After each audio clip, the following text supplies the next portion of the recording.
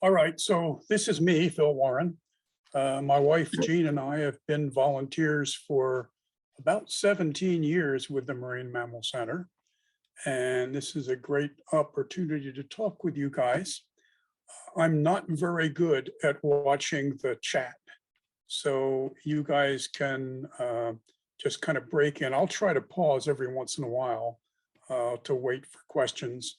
I think that's probably the easiest way to do it, or maybe Hollis or Justin, you can just give me a shout if you see a chat that needs responding to.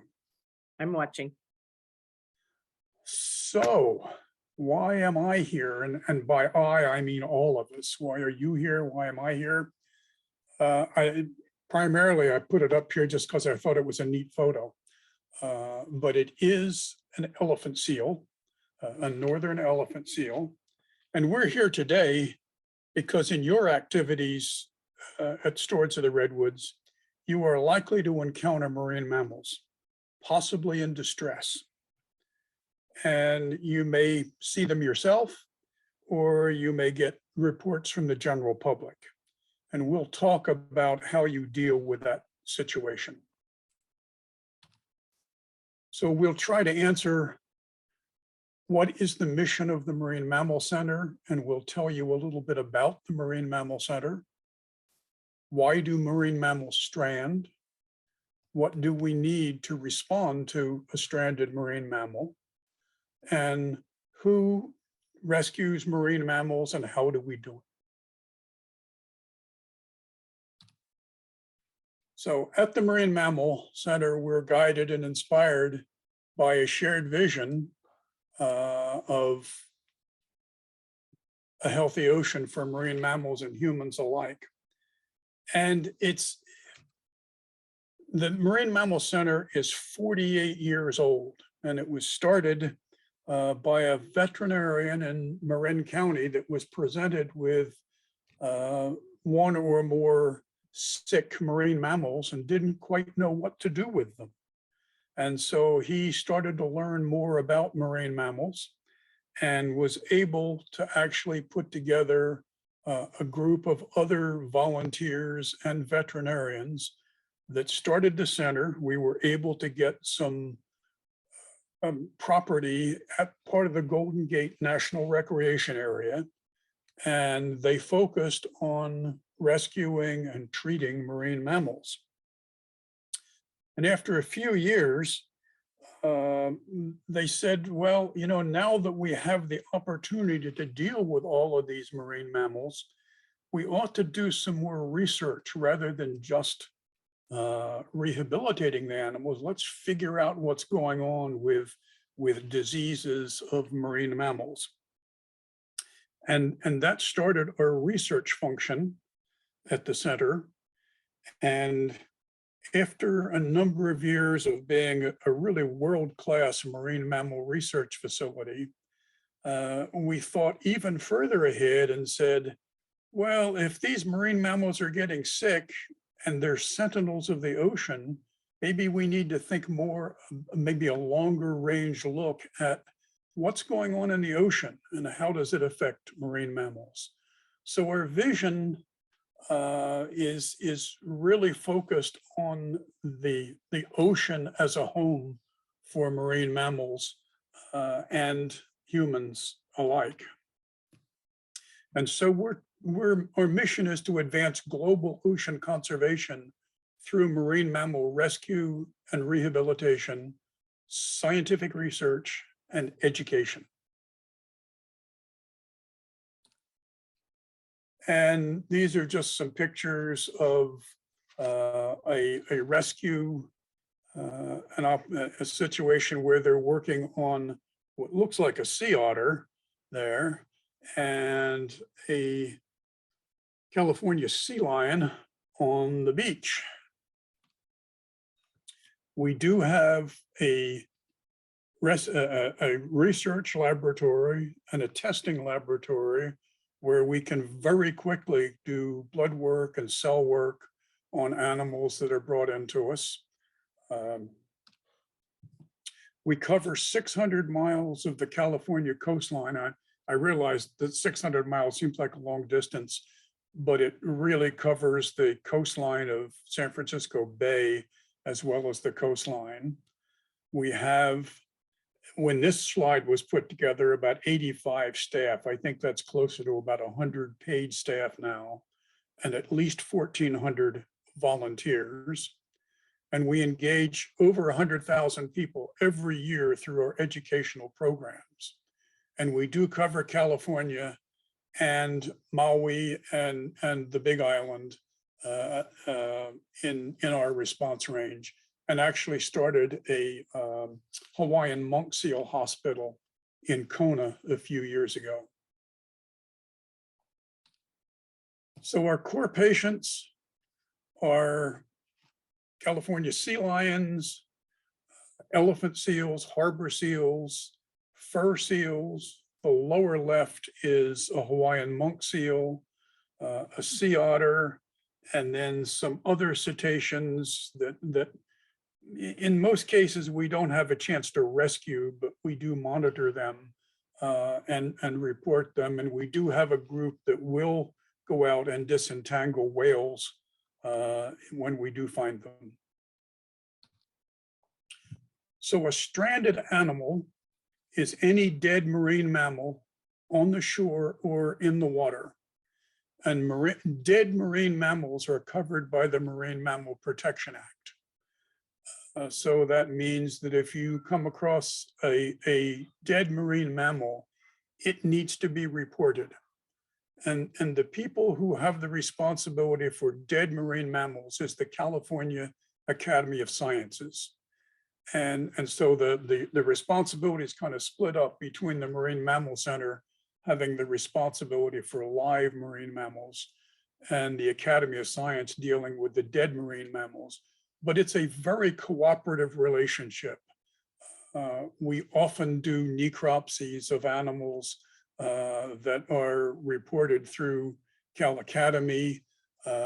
And so we work very closely together. If we're doing necropsies of whale carcasses and stuff like that, it's done jointly between the Academy and the Marine Mammal Center.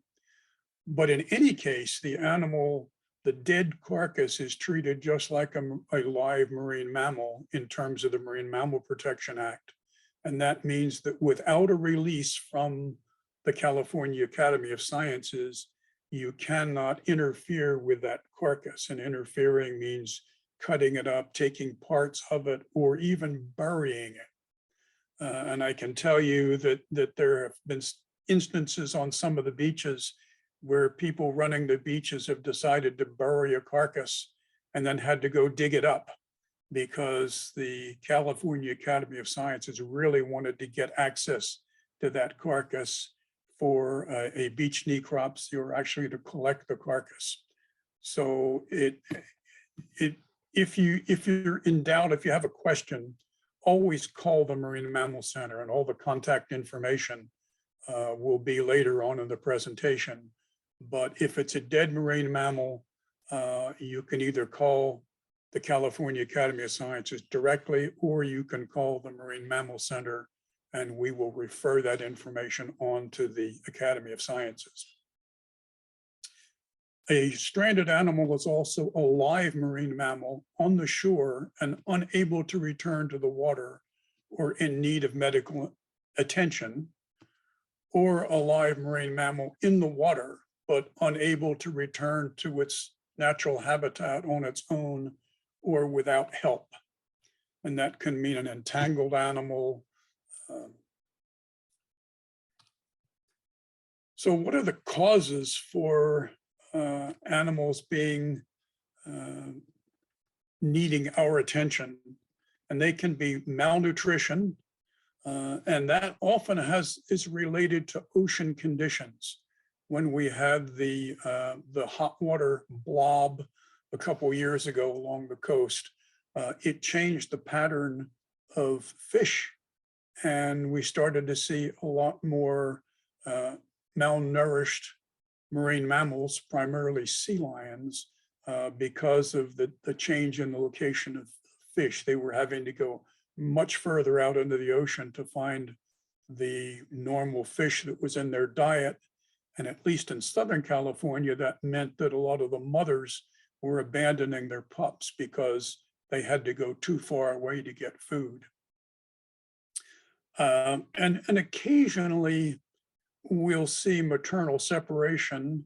In this area, it's usually from either an elephant seal, and that's often from the elephant seal rookeries, where it may be a first-time mother leaves her pup a little too close to the water's edge, and it gets washed away and out into the ocean. And that same may be true of the harbor seals. We see usually many fewer abandoned or harbor seals as a result of maternal separation, but we do see that occasionally. And sometimes that can occur because a mother parks her pup on the beach. She goes out to feed, and then a bunch of people show up on the beach, and mom decides it's too risky for her to come back and get that pup.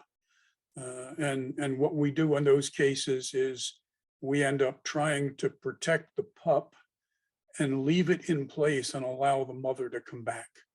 And sometimes we'll leave it on watch for an extended period of time because we really don't want to rescue the animal if there's any chance that mom will come back and pick it up. We also see animals in trouble because of entanglement in fishing nets or other kinds of injuries, being hit by boat propellers and things like that. And in some cases, actually gunshot wounds. And also a variety of different diseases that affect marine mammals.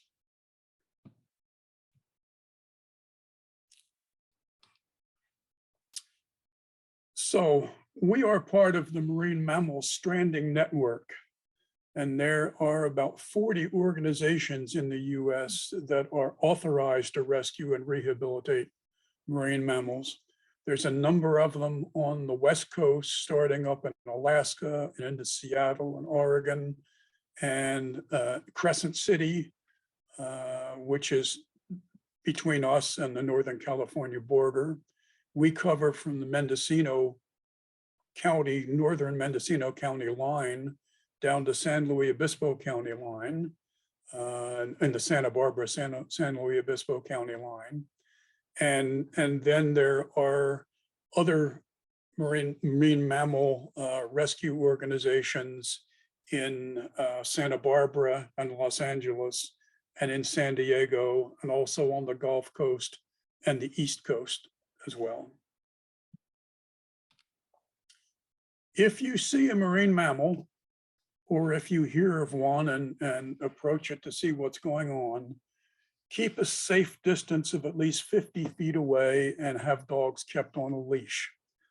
I know the 50 feet may be hard to keep when you've got a 30-foot wide beach and you're walking down a beach.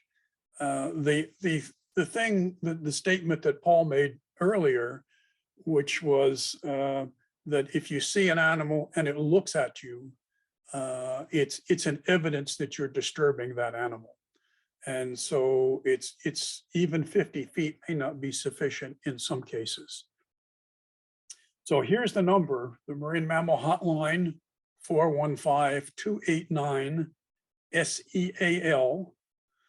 And if you can, grab a picture with your cell phone and send it to rescue@tmmc.org. That helps us make an initial evaluation of the animal. When you call that in, please remember to describe as much as possible what's going on with the animal. You probably can't diagnose what's going on, and we don't diagnose on the beach. We talk about the condition that the animal is in and allow our veterinarians to make that the diagnosis. But things that help us are things like length and size. It's really awkward to get to the beach with a little tiny carrier that we thought was going to be a small harbor seal pup.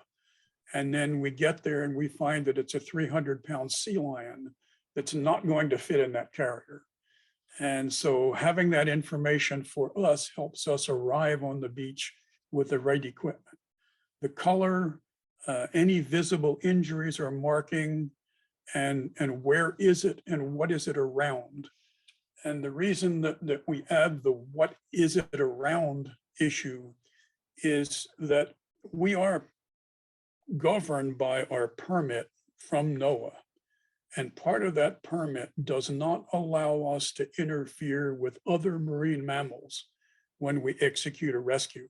So if there's a chance that we will flush out other marine mammals, that requires special permission from NOAA in order to execute that rescue. So it's helpful to us if you can tell us something about the environment around the animal. It's also helpful because we may arrive with different equipment if it's down a steep trail or if it's on the rocks. Again, keep people and dogs at least 50 feet away. A number of the rangers, both in county parks and state parks along our coast, have some cones and signs that they will put out often before we get there. And it's kind of great to arrive on scene and have the rangers already laid out a pattern around the animal.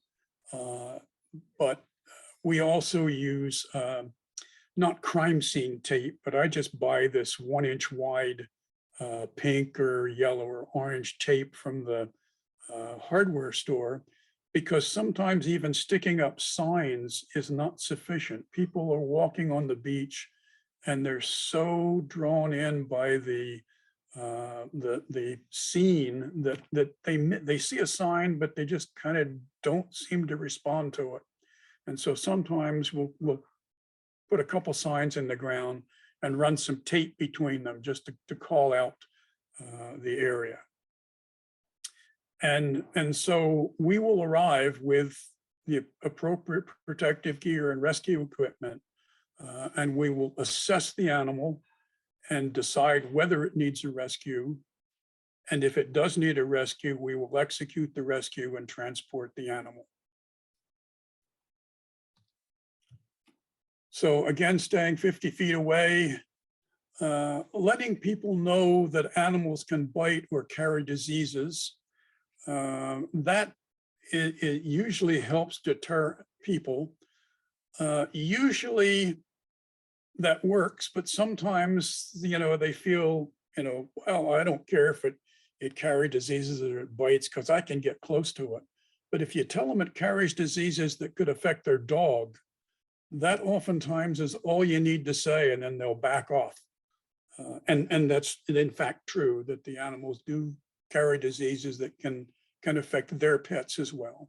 And it is illegal to approach or to feed them. And we have no enforcement power, but we do talk with people on the beach. And when we started this, our first reaction was to kind of yell at people and say, don't do that. And we've mellowed over the years to the point where in the 17 years we've been doing this, only once have we found a situation where people were actually being mean to an injured marine mammal. And this was a couple kids down at Dillon Beach that would run up and kick at the animal that was laying there. But most of the time, they approach them because they care about them. We've had people trying to feed them hot dogs, to pour water on them, all sorts of things. And our reaction, and probably one of the most enjoyable things we get is when we go on the beach, we have rescue gear. We have sweatshirts that say Rescue Marine Mammal Center. We wear hats with our logo on it. But occasionally we'll end up approaching an animal on the beach where we don't notice other people around. And as we get close to the animal, they'll scream at us, "Get away from that animal." And, and then the next thing we do is we approach them. And of course, they're now concerned because they think we've yelled at them and and they've yelled at us and we're disturbed. But we go over and thank them and say that was exactly the right thing to do. Thank you for yelling at us. We in fact are from the Marine Mammal Center and we're trained and you know, but it was the right thing for them to do. We saw a couple kids a few years ago when we were checking on a molting elephant seal that had been on the beach for a couple days. And as we came over the dunes to go make our regular check on him, we saw a couple kids with a giant pot, you know, and each one of them had one handle and they were hauling this out toward this elephant seal. And it was clear that their intention was to go out and pour water on this elephant seal. And it's a marine mammal. It lives in the water and it ought to be wet.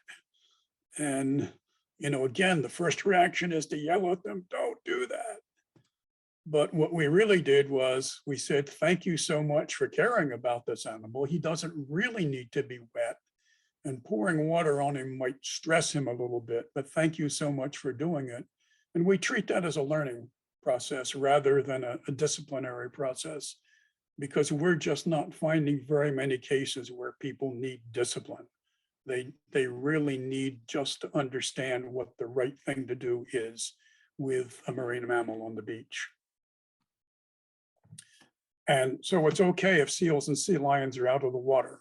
They spend days or weeks resting on land. Elephant seals can be on the beach for a couple months without being in the water. And just to let people know that either you or someone else has notified the Marine Mammal Center, and we will be sending experts to evaluate the animal. So there are times that we can't really interfere. And here is a picture taken, I think as I remember this, it was taken by one of the stewards of the Redwoods that were on seal watch out on Goat Rock. And as you can see, there's a little harbor seal pup there with, looks like a vulture maybe looking over it. And they called us and took this picture and sent the picture along to us and said that there is this abandoned harbor seal pup all alone, and it certainly needs to be evaluated and potentially rescued. And when we got there, there's the same little pup, but by the time we got there, a group of other harbor seals had moved over. And in fact, there were a couple of very young ones with that group of harbor seals. And at that point, if we had approached that individual pup, we would have certainly caused those other seals to flush. And because we are not allowed to disturb other marine mammals without specific permission from NOAA, I stood there talking to the NOAA coordinator and described the situation. And ultimately, his decision was not to approach the pup. The hardest part of that whole incident was telling the people standing behind me who were looking at the back of my jacket that said Marine Mammal Center Rescue, and explain to them why I couldn't interfere with that situation. It's a greater good argument. The argument is that you may be doing more net damage by flushing the whole group of seals rather than rescuing the one seal.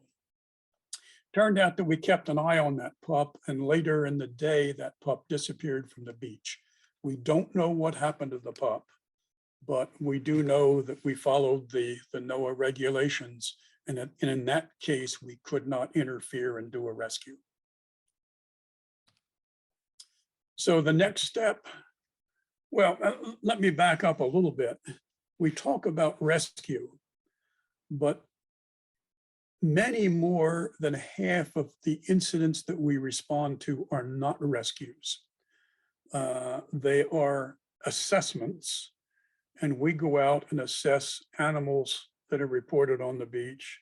Occasionally we get there, and by the time we arrive, the animal's gone. And the people are so apologetic if the original reporting person is still on the beach. they're so sorry that they called us and made us come out. And we explained to them they did exactly what we want them to do, is if they find an animal on the beach that looks like it needs help, we want them to call us. If that animal gets up and goes back in the water, that's probably good news. And we're happy that we came out and were able to check on that animal. More often than not, animals just haul out and rest on the beach. And you know, part of our job is to make the evaluation that this animal does not need help. It may go back in the water on its own. It may be a molting elephant seal that may lay there for 4 or 5 days and just simply wants to be left alone. Sometimes we do need to relocate an animal like that. For example, if it's on a trail leading to the beach, and occasional elephant seals will move up onto a little trail through the dunes. And in most cases, we can't leave it there, so we will relocate the animal, but not rescue it. So, and a rescue is a very stressful process for a marine mammal. They don't know that you're there to help them. So we don't, in quotes, rescue an animal unless we are sure that it needs rescue. And all of this is done in consultation with our dispatch center. And if there's any questions, with a veterinarian at the Marine Mammal Center before we make the decision to do the rescue. So a lot of these incidents are evaluations and assessments and not necessarily rescues. But if we do rescue, it goes to the Marine Mammal Center where they do a rehabilitation and ultimately try to release the animal back into the wild. And sometimes we get the animal in and we cannot save the animal and it gets a full necropsy. So every animal that comes through the Marine Mammal Center gets a full necropsy. It is part of our research process.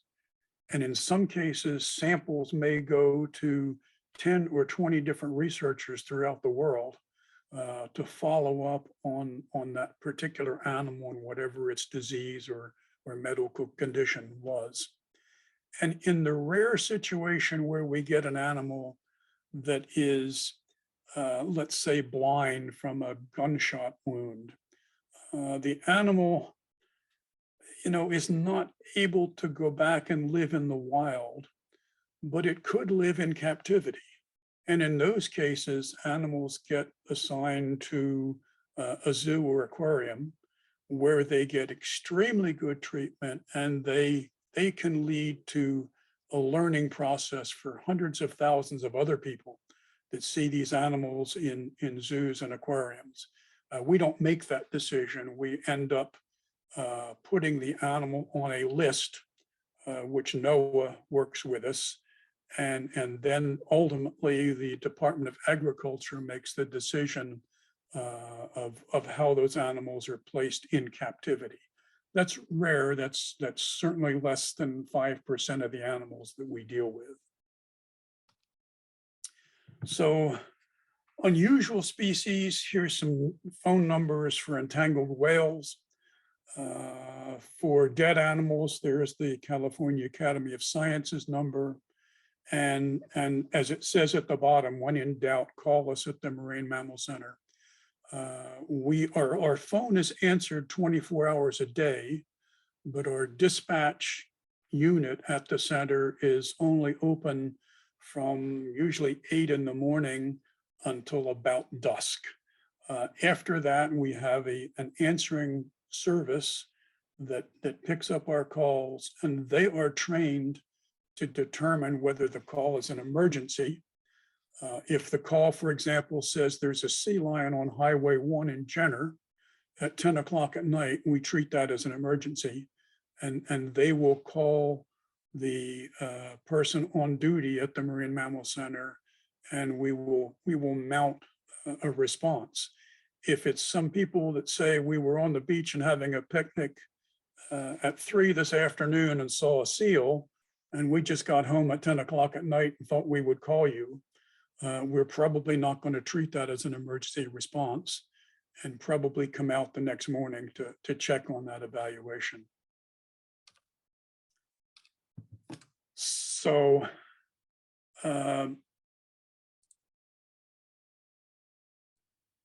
we'll turn it over to you for questions. And also, I did want to bring up the fact that the Marine Mammal Center is in Sausalito. It's in the Golden Gate National Recreation Area. It was closed for about 2 years due to COVID, but we have reopened now, and we're open on, let's see, Thursday, Friday, Saturday, and Sunday. No, sorry, Friday, Saturday, Sunday, and Monday. And it used to be that you could just drive up there and visit. Now, because we're trying to control the crowds that are coming in there, we ask that you go on to the website, marinemammalcenter.org, and request an opportunity, a time to come in and visit. But we'd love to have you come in there and see the center. Any other questions? What are you seeing right now, Phil? What's coming in right now? Well, we've gone for a couple months with almost nothing, and that's typical of the wintertime. There are no pups, either elephant seals or harbor seals, around. We're just starting to see pups from those species now. Most sea lion pups, most but not all, are born in Southern California, so we often don't see them. So in the October, November, December, January, February, March time, we will see the occasional injured sea lion and an occasional elephant seal, but not very much. But we're at the point now where we're just likely to see the first elephant seal pups that are leaving the rookeries and heading north. And the little ones that have just been weaned often show up on Doran Beach. And we think sometimes it's maybe their first foray into the ocean after being on the beach for maybe 8 or 10 weeks after they were born, and finally got out into the ocean and started heading north. And after a 25-mile swim from the rookery at Point Reyes, their little flippers are just tired and they want to lay on the beach. And so we probably see 8 or 10 of those a year, and we mark them. We use a cattle marker, a crayon, to mark a colored mark on them so that we recognize them. But we tend to leave them on site, and 9 out of 10 times when we go back and check on them the next morning, they're gone. And we don't see them again. And we do have people that are part of our volunteer network in Sea Ranch and further up in Fort Bragg and all along the coast there. And if that animal came back out again, we would see it because they would call the center and describe the colored marking, and we would recognize it. So we think we're doing the right thing and not stressing the animal out and hauling it off to the Marine Mammal Center. Maybe one a year we do find that comes back and clearly isn't getting the process of being out in the wild on its own, and we will take them in. We also expect to see over the next few weeks, we expect to start to see the occasional harbor seal pup that gets separated from its mom. You probably don't see them because they don't survive, but do you know how the elephant seals have been impacted by the storms? I know they can't swim at birth. Yeah, we haven't seen any. And in past years, we have seen animals that have clearly been washed away. They're called black coats because their coats are black before they get weaned. And so if we see an elephant seal that is a black furry coat, it means that it has been separated from mom, usually from a result of a storm. But at least up in this area, we've not seen any this year. Usually the ones that we see have been weaned, their color turns much grayer, and those are the ones that we mark on the beach, and they're gone the next morning. So if anybody has any further questions, just unmute yourself and feel free to speak up or raise your hand. I can't see everybody, so if you are raising your hand, I'm not aware of it. Okay, well, thanks so much, Phil. And Okay, pardon me? okay, Yeah, and good luck to you in your second retirement. thanks.